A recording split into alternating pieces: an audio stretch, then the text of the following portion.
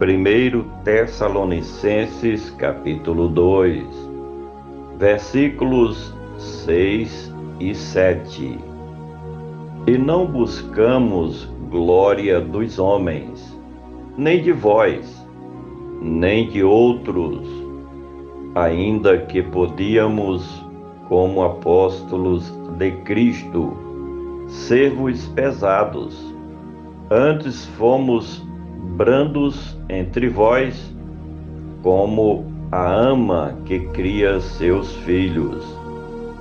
E não buscamos glória dos homens. Percebe-se que o escritor continua como que desabafando sobre aqueles que podiam ter-lhe fornecido todo o apoio necessário quando do início do seu ministério, desde o momento em que ele se dispôs a levar as boas novas sobre Cristo Jesus ao mundo gentílico. No entanto, ele próprio declara que já não esperava receber mesmo o apoio dos apóstolos originais de Jerusalém, o que ele chama de glória dos homens, mas preferiu, com a força vinda de Deus, partir para realizar e executar a grande obra que o Senhor havia determinado que ele fizesse pelo mundo afora, pregando sobre Cristo Jesus, o Evangelho poderoso da libertação e a nova aliança da graça de Deus. E não buscamos glórias dos homens, nem de vós, nem de outros. Assim como o apóstolo não esperava apoio do grupo dos 12, nem das principais lideranças da Igreja Mãe de Jerusalém, agora ele também declara de que não esperava mesmo receber apoio dos seus opositores dentro da igreja em Tessalônica, nem muito menos de quem quer que seja.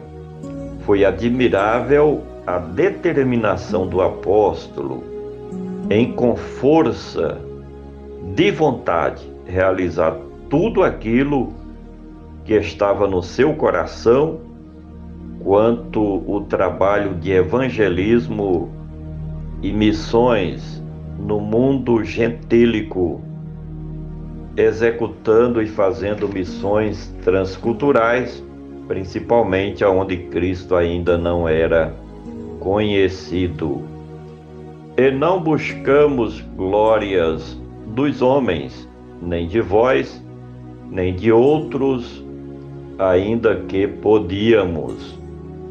Se o apóstolo quisesse, ele teria se achegado às principais lideranças cristãs de Jerusalém e com certeza teria conquistado seu espaço dentro do grupo dos 12 apóstolos originais, até porque ele era perceptível que Deus tinha grande obra em sua vida.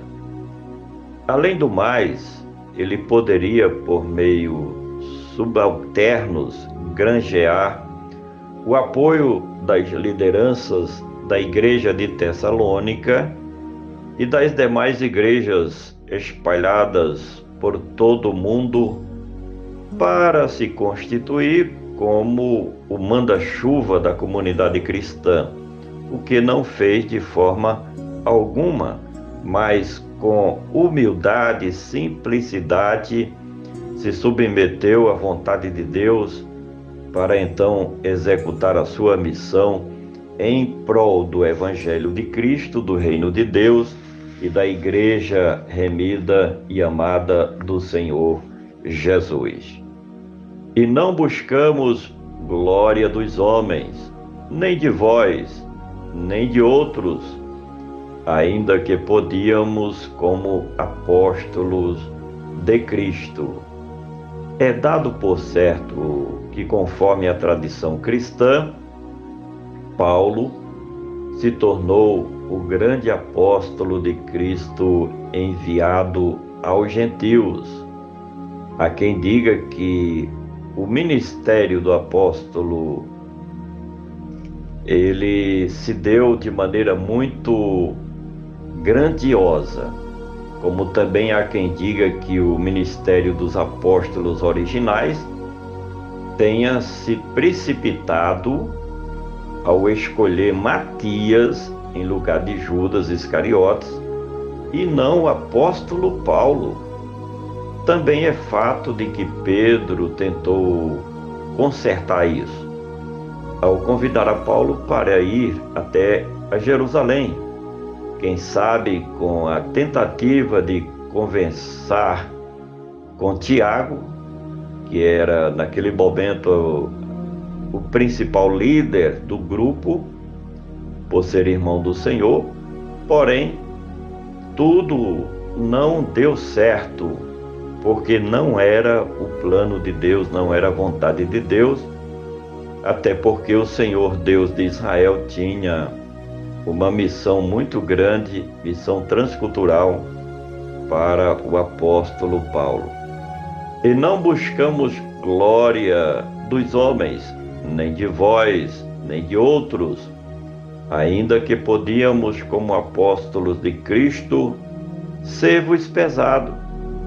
Depois de mostrar suas credenciais e relatar o caminho percorrido até então, o apóstolo faz saber aos seus leitores que tinha autoridade o suficiente para usufruir, se assim o quisesse, dos benefícios financeiros dos que faziam parte da Igreja de Cristo Jesus na cidade tessalônica.